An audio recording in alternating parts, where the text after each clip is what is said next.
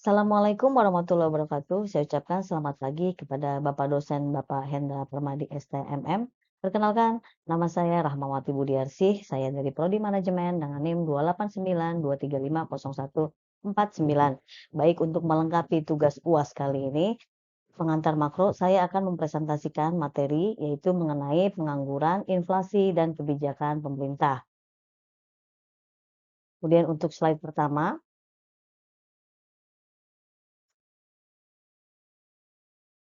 pengangguran dan inflasi adalah dua masalah ekonomi utama yang dihadapi setiap masyarakat. Kedua-dua masalah ekonomi itu dapat mewujudkan beberapa efek buruk yang bersifat ekonomi, politik, dan sosial. Untuk menghindari berbagai efek buruk yang mungkin timbul, berbagai kebijakan ekonomi perlu dijalankan. Analisis dalam bab ini bertujuan yaitu untuk menerangkan tentang bentuk-bentuk masalah pengangguran dan inflasi yang dihadapi suatu perekonomian dan bentuk kebijakan pemerintah yang dapat dijalankan untuk mengatasi masalah tersebut. Di samping itu, satu hal penting lain yang akan diuraikan dalam bab ini adalah mengenai kebijakan pemerintah untuk mengendalikan penawaran uang. Di mana dengan demikian, pada hakikatnya bab ini akan membahas dua hal. Yang pertama mengenai pengangguran dan inflasi yang dihadapi suatu ekonomi dan bentuk kebijakan pemerintah yang dapat dijalankan untuk mengatasi masalah tersebut. Bab ini belum membicarakan masalah ekonomi dalam perekonomian terbuka.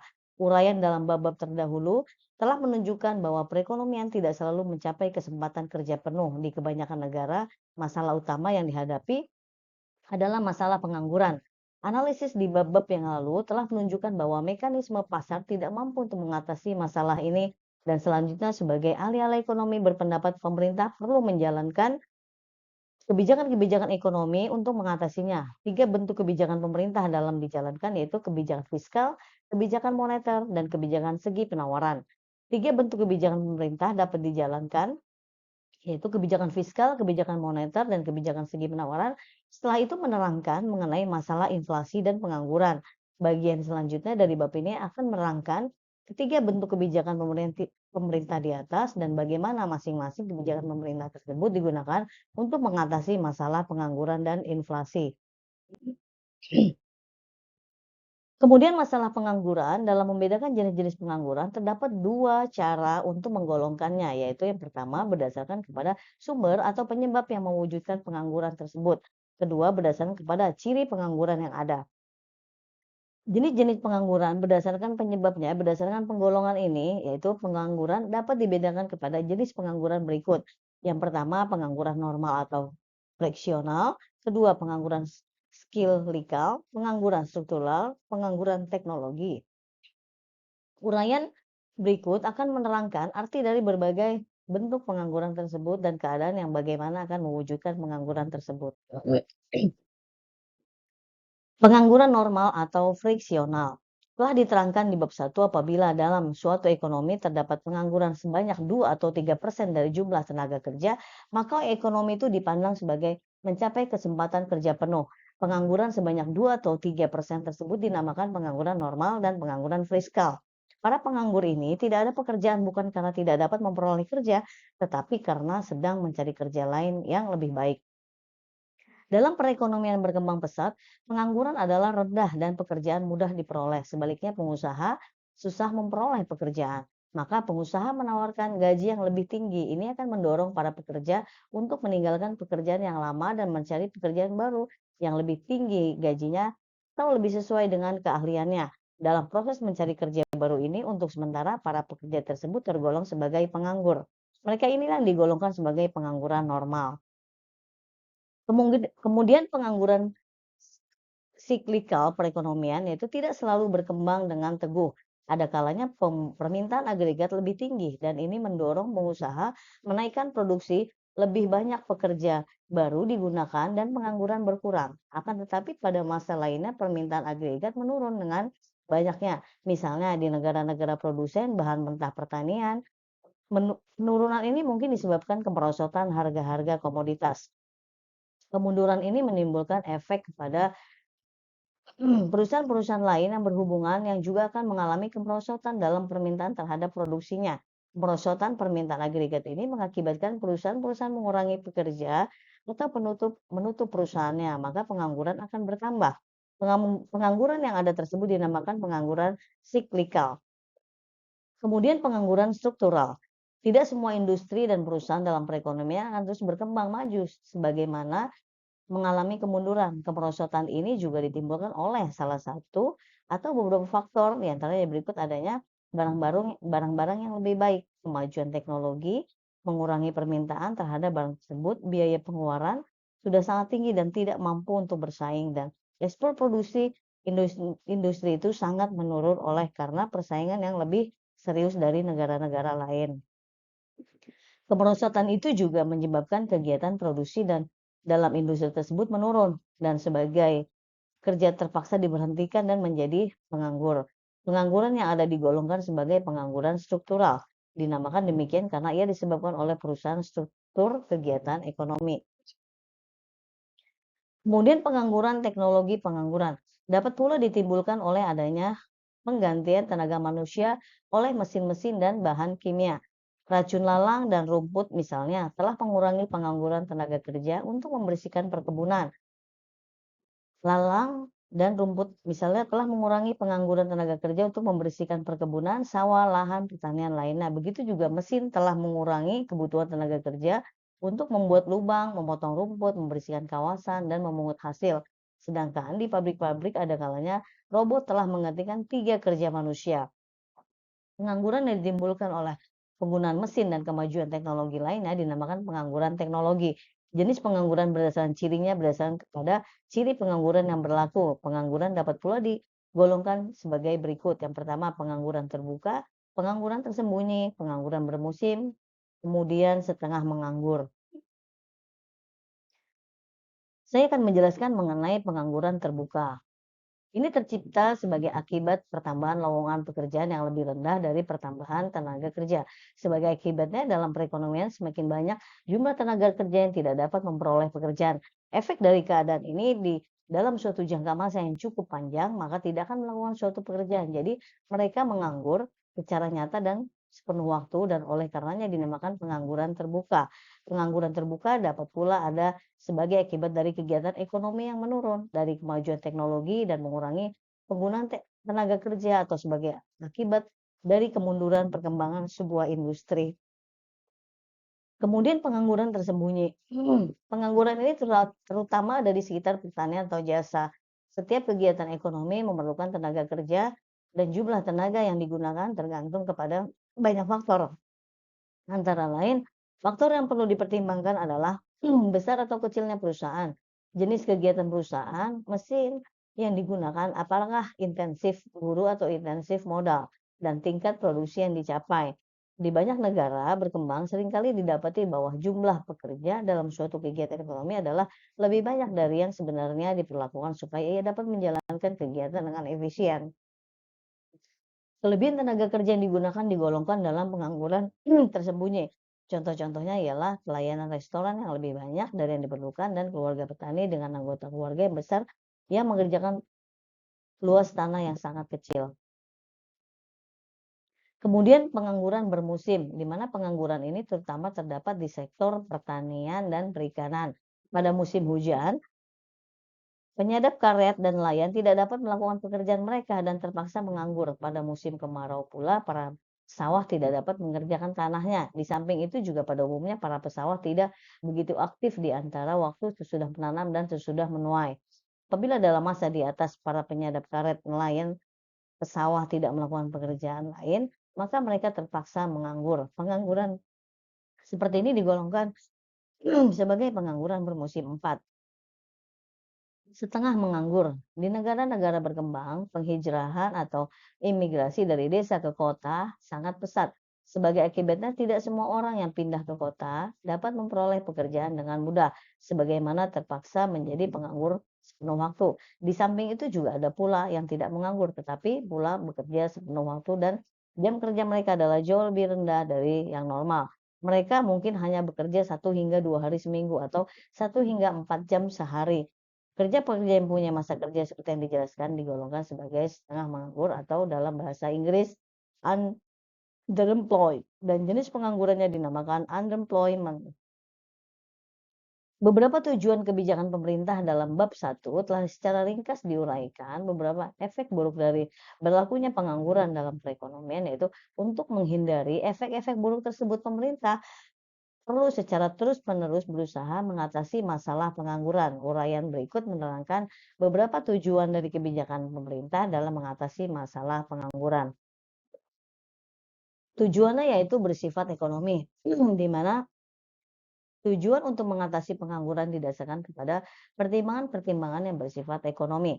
Dalam hal ini ada 3 pertimbangan utama untuk menyediakan lowongan pekerjaan baru, untuk meningkatkan taraf kemakmuran masyarakat dan memperbaiki kemasyarakatan pembagian pendapatan. Kemudian juga menyediakan lowongan pekerjaan, di mana kebijakan pemerintah untuk mengatasi pengangguran merupakan usaha yang secara terus-menerus. Dengan perkataan lain, ia merupakan usaha dalam jangka pendek maupun jangka panjang. Dalam jangka panjang, usaha mengatasi pengangguran diperlukan karena jumlah penduduk yang selalu bertambah akan menyebabkan pertambahan tenaga kerja yang terus-menerus. Maka, untuk menghindari masalah pengangguran yang semakin serius, tambahan lowongan pekerjaan yang cukup perlu disediakan dari tahun ke tahun. Dalam jangka pendek, pengangguran dapat menjadi pertambahan serius, yaitu ketika berlaku kemunduran atau pertumbuhan ekonomi yang lambat. Dalam masa seperti ini, kesempatan kerja bertambah dengan lambat dan pengangguran meningkat. Menghadapi keadaan yang seperti ini, usaha-usaha pemerintah untuk mengatasi pengangguran perlu ditingkatkan. Kemudian meningkatkan taraf kemampuan kemakmuran masyarakat. Kenaikan kesempatan kerja dan pengurangan pengangguran sangat berhubungan dengan pendapatan nasional dan tingkat kemakmuran masyarakat. Kenaikan kesempatan kerja menambah produksi nasional dan pendapatan nasional. Perkembangan ini selanjutnya akan menambah kemakmuran masyarakat. Ukuran kasar dan kemakmuran masyarakat adalah pendapatan per kapita yang diperoleh dengan cara membagikan pendapatan nasional dengan jumlah penduduk. Dengan demikian, kesempatan kerja yang semakin meningkat dan pengangguran yang semakin berkurang bukan saja menambah pendapatan nasional, tetapi juga meningkatkan pendapatan per kapita. Melalui perubahan ini, kemakmuran masyarakat akan bertambah. Kemudian juga memperbaiki pembagian pendapatan.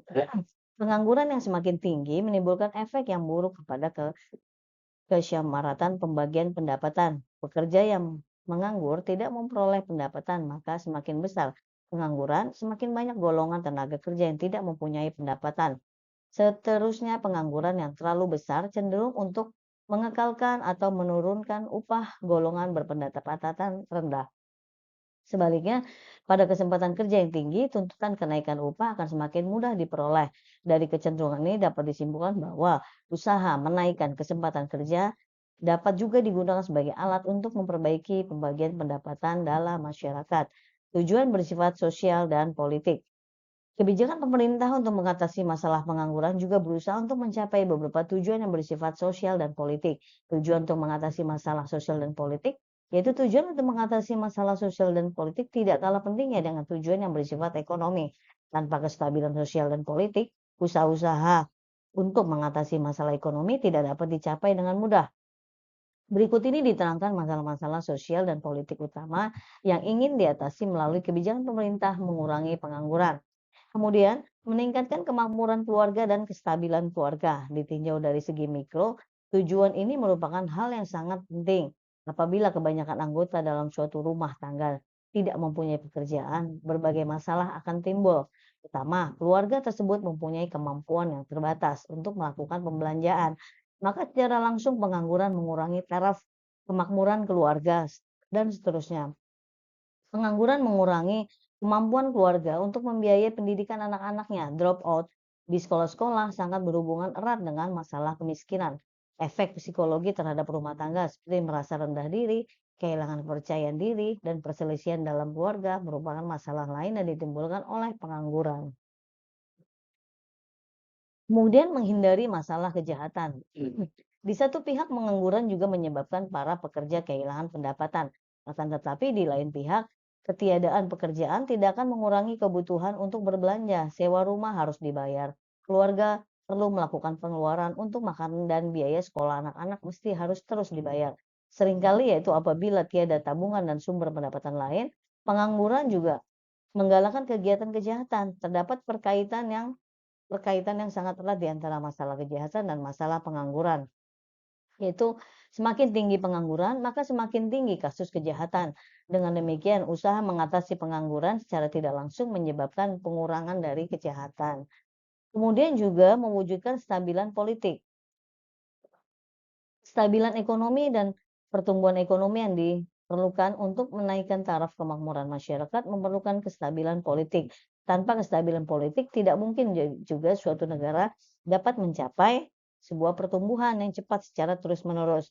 Pengangguran merupakan salah satu sumber atau penyebab dari ketidakstabilan politik. Pengangguran menyebabkan masyarakat tidak merasa puas dengan pihak pemerintah. Mereka merasa pemerintah tidak melakukan tindakan yang cukup untuk masyarakat. Dalam perekonomian yang tingkat penganggurannya tinggi, masyarakat seringkali melakukan demonstrasi dengan mengemukakan kritik terhadap pemimpin-pemimpin pemerintah. Hal seperti itu akan menimbulkan halangan untuk melakukan investasi dan mengembangkan kegiatan ekonomi. Sebagai akibatnya, perkembangan ekonomi yang lambat semakin berkepanjangan dan keadaan pengangguran juga semakin memburuk. Langkah pemerintah untuk menghindari masalah ini yang diperlukan adalah masalah inflasi, yaitu kenaikan harga. Di mana masalah lainnya yang terus-menerus mendapatkan perhatian pemerintah adalah masalah inflasi. Tujuan jangka panjang pemerintah adalah menjaga agar tingkat inflasi yang berlaku berada pada tingkat yang sangat rendah. Tingkat inflasi 0% bukanlah tujuan utama kebijakan pemerintah karena sangat sulit untuk dicapai. Yang paling penting untuk diusahakan adalah menjaga agar tingkat inflasi tetap rendah, stabil. Ada kalanya tingkat inflasi meningkat dengan tiba-tiba atau ada sebagai akibat suatu peristiwa tertentu yang berlaku di luar ekspektasi pemerintah, misalnya efek dari pengangguran, nilai uang atau depresiasi nilai uang yang sangat besar atau ketidakstabilan politik. Menghadapi masalah inflasi yang bertambah cepat ini, pemerintah akan menyusun langkah-langkah yang bertujuan agar kestabilan harga-harga dapat diwujudkan kembali. Uraian mengenai kebijakan pemerintah mengatasi inflasi yang dilakukan dalam bab ini terutama yaitu menerangkan tentang bentuk kebijakan-kebijakan pemerintah untuk mengatasi masalah inflasi yang bertambah cepat tingkatnya. Sebelum hal tersebut diterangkan, terlebih dahulu akan kita perhatikan penyebab dari berlakunya tingkat inflasi yang tinggi. Jenis-jenis inflasi berdasarkan kepada sumber atau penyebab kenaikan harga-harga yang berlaku. Inflasi biasanya dibedakan kepada 3 bentuk, yaitu yang pertama inflasi tarikan permintaan, inflasi desakan biaya, kemudian inflasi diimpor. Inflasi tarikan permintaan. Inflasi ini biasanya terjadi pada masa perekonomian berkembang dengan pesat, di mana kesempatan kerja yang tinggi menciptakan tingkat pendapatan yang tinggi dan selanjutnya menimbulkan pengeluaran yang melebihi kemampuan ekonomi mengeluarkan barang dan jasa. Pengeluaran yang berlebihan ini akan menimbulkan inflasi. Gambar 10.1 dapat digunakan untuk menerangkan adanya inflasi tarikan permintaan. Kurva AS adalah penawaran agregat dalam ekonomi, sedangkan AD1, AD2, AD3 adalah permintaan agregat. Misalnya, pada mulanya permintaan agregat adalah AD1, maka pendapatan nasional ada Y1 dan tingkat harga adalah P1. Perekonomian yang berkembang pesat mendorong kepada kenaikan permintaan agregat yaitu menjadi AD2. Akibatnya, pendapatan nasional mencapai tingkat kesempatan kerja penuh yaitu YF dan tingkat harga naik dari P1 ke PF. Ini berarti inflasi telah ada. Untuk memenuhi permintaan yang semakin bertambah tersebut, perusahaan-perusahaan akan menambah produksinya dan menyebabkan pendapatan nasional real meningkat dari YF menjadi Y2. Kenaikan produksi nasional melebihi kesempatan kerja penuh akan menyebabkan kenaikan harga yang lebih cepat yaitu dari PF ke P2. Demikian diagram tarikan permintaan. Di samping dalam masa perekonomian berkembang pesat, inflasi tarikan permintaan juga dapat berlaku pada masa perang atau ketidakstabilan politik yang secara terus-menerus. Dalam masa seperti ini, pemerintah berbelanja jauh lebih melebihi pajak yang dipungutnya. Untuk membiayai kelebihan pengeluaran tersebut, pemerintah terpaksa mencetak uang atau meminjam dari bank sentral. Pengeluaran pemerintah yang berlebihan tersebut menyebabkan permintaan agregat akan melebihi kemampuan ekonomi tersebut menyediakan barang dan jasa. Maka keadaan ini akan mewujudkan inflasi. Inflasi desakan biaya juga inflasi ini terutama berlaku dalam masa perekonomian berkembang dengan pesat ketika tingkat pengangguran adalah sangat rendah. Apabila perusahaan-perusahaan masih menghadapi permintaan yang bertambah, mereka akan berusaha menaikkan produksi dengan cara memberikan gaji dan upah yang lebih tinggi kepada pekerjanya dan mencari pekerja baru dengan tawaran pembayaran yang lebih tinggi. Langkah ini mengakibatkan biaya produksi meningkat dan akhirnya akan menyebabkan kenaikan-kenaikan harga di berbagai barang. Gambar 10.2 ini adalah inflasi desakan biaya. Inflasi untuk keterangan dari gambar tersebut yaitu inflasi desakan biaya dapat diterangkan dengan menggunakan gambar 10.2 kurva AS1, AS2, dan AS3 adalah kurva penawaran agregat. Sedangkan kurva AD adalah permintaan agregat. Andaikan pada mulanya kurva penawaran agregat adalah AS1, dengan demikian pada mulanya keseimbangan ekonomi negara tercapai pada pendapatan nasional Y1, yaitu pendapatan nasional pada kesempatan kerja penuh, tingkat harga adalah P1. Demikian gambar inflasi desakan biaya.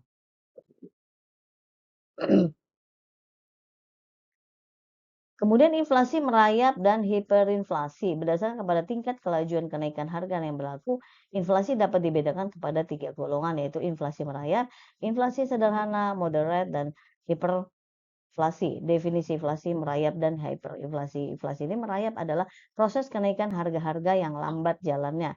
Yang digolongkan kepada inflasi adalah kenaikan harga yang tingkatnya tidak melebihi 2 atau 3 sen setahun. Malaysia dan Singapura contohnya adalah dua dari negara yang tingkat inflasinya dapat digolongkan sebagai inflasi merayap. Permintaan selalu akan berusaha mengendalikan inflasi yang berlaku. Berbagai cara akan dijalankan pemerintah untuk mengurangi kepesatan jalannya inflasi. Antara lain, langkah-langkah yang sering digunakan untuk menghadapi hiperinflasi adalah dengan mengendalikan harga atau menetapkan harga maksimum, mencari barang-barang kebutuhan pokok, membuat peraturan-peraturan yang melarang menyimpan barang, dan memberi subsidi kepada produsen-produsen. Inflasi yang dicoba dihindari dengan menjalankan langkah-langkah di atas dinamakan inflasi tertekan. Apabila usaha-usaha mengatasi inflasi dengan cara seperti di atas tidak dilakukan, maka inflasi tersebut dinamakan inflasi terbuka. Di dalam hiperinflasi yang buruk, pembatasan di atas tidak akan menimbulkan efek seperti yang diharapkan. Apabila inflasi yang tinggi tingkatnya ini berjalan dengan terus-menerus, tingkat kegiatan ekonomi akan semakin menurun dan ini menyebabkan pendapatan nasional mengalami kemunduran dan pengangguran semakin meningkat. Ini berarti hiperinflasi cenderung untuk mewujudkan stagflasi. Efek buruk inflasi kenaikan harga yang tinggi dan terus-menerus bukan saja menimbulkan beberapa efek buruk terhadap kegiatan ekonomi, tetapi juga kepada kemampuan individu dan masyarakat.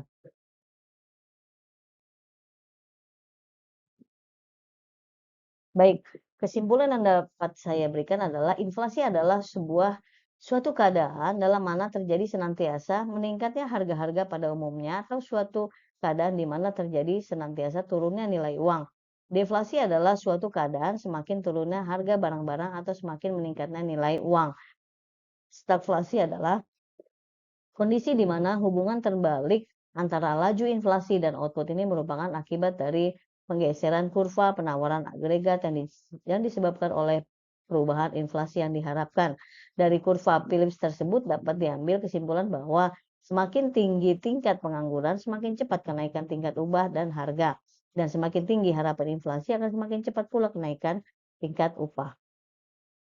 Dalam perekonomian tertutup dan dalam jangka pendek, pengangguran dan inflasi merupakan masalah ekonomi yang perlu dihadapi dan diatasi. Dalam sistem pasar bebas, kedua masalah ini tidak dapat dengan sendirinya diatasi.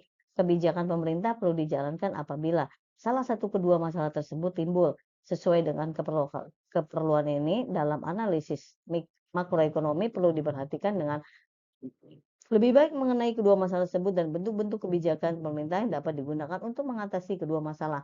Ada dua cara yang dapat digunakan untuk melihat masalah pengangguran. Yang pertama adalah dengan melihat sumber dari wujud masalah tersebut. Yang kedua adalah berdasarkan ciri-cirinya. Berdasarkan sumbernya, pengangguran dibedakan pada pengangguran normal atau friksional, pengangguran siklikal atau konjungtur, pengangguran berstruktur, dan pengangguran teknologi. Berdasarkan ciri-ciri pengangguran dibedakan kepada pengangguran terbuka, pengangguran tersembunyi, pengangguran bermusim, dan setengah menganggur. Mengapakah pengangguran perlu diatasi? Kebijakan pemerintah untuk mengatasi pengangguran didorong oleh tujuan bersifat ekonomi dan tujuan bersifat sosial dan politik. Dari segi ekonomi, tujuan mengatasi pengangguran adalah menyediakan kesempatan kerja, meningkatkan taraf kemakmuran masyarakat, dan memperbaiki distribusi pendapatan. Baik, demikian presentasi saya. Jika saya ada salah kata-kata, saya mohon maaf yang sebesar-besarnya. Saya ucapkan terima kasih. Assalamualaikum warahmatullahi wabarakatuh.